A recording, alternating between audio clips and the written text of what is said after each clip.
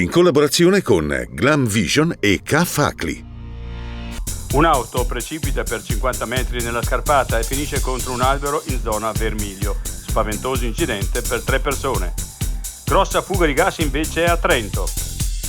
Insulti omofobi in consiglio comunale a Riva del Garda. Lorenzo Prati travolto dalle polemiche. Anche la sindaca Cristina Santi stigmatizza la frase. Comportamento grave. Futura e Sinistra Italiana chiedono le dimissioni.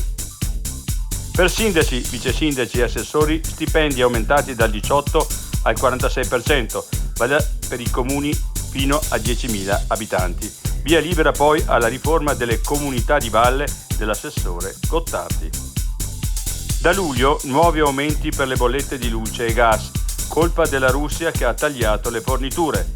Il salasso per chi aveva contratti a tariffa fissa.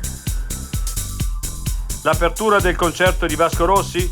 La promessa non è stata mantenuta. La delusione delle band trentine dell'Euregio Rock Contest. Sei un lavoratore autonomo o hai una piccola impresa? Scadenze fiscali, novità normative, fatture e versamenti. Sono molte le cose che possono farti girare la testa e perdere tempo. Non rischiare. K-Facli ti dà una mano ed è pronto a risolvere ogni tuo dubbio.